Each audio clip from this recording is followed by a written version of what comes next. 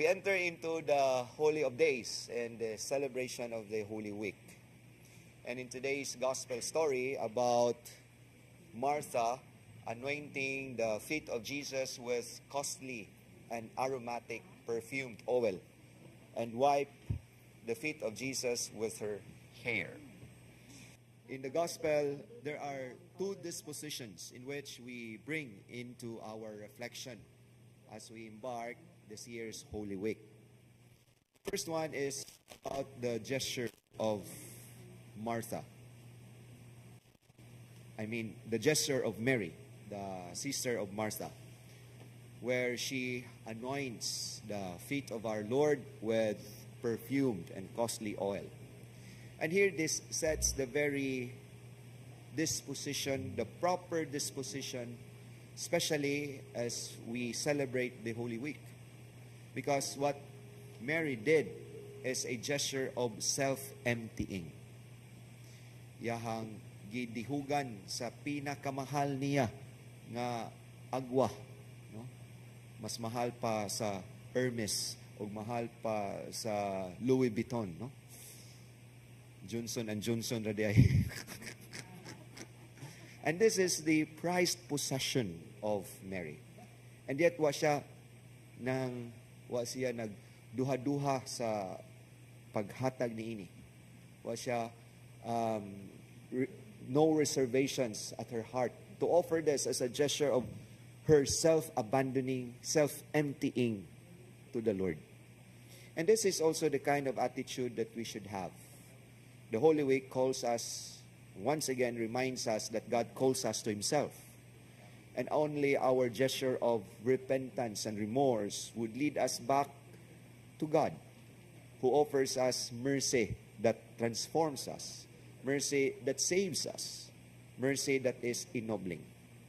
And there is no other way to reconcile us to God than being remorseful in our lives. Just like the gesture of Mary in our gospel today.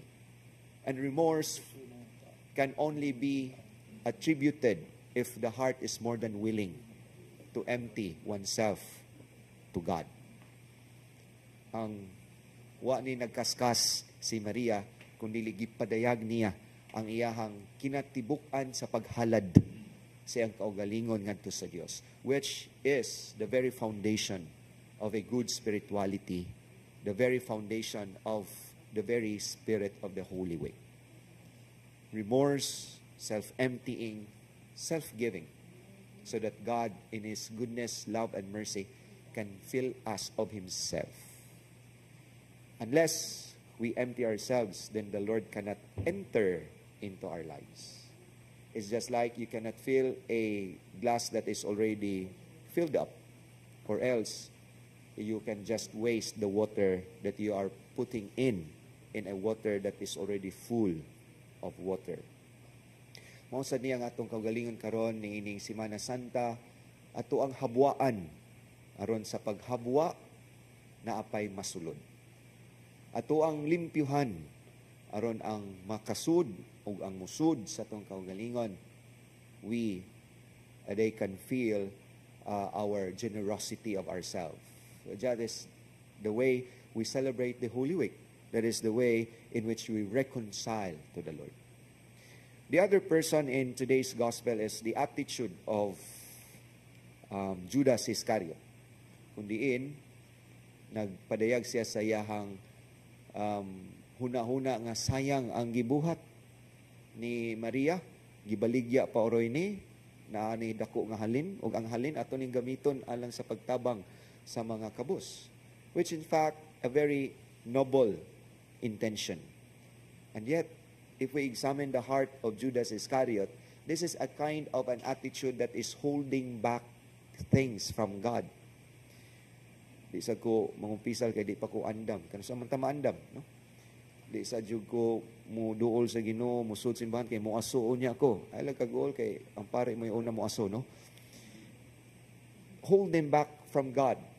And it's not a good attitude for reconciliation. This is not a good attitude of wanting God in us. Okay? Nagpanukuta sa pagpasulod sa Ginoo sa sarado nato nga kasing-kasing og kinabuhi. And therefore, the Holy Week calls us to be like Mary in our gospel today. Self-emptying, self-abandonment, so that the mercy of the Lord will fill our hearts and our lives, so that the more we can come into the closeness and intimacy of our relationship with the Lord. And we will only experience the love and mercy of God to us. Amen.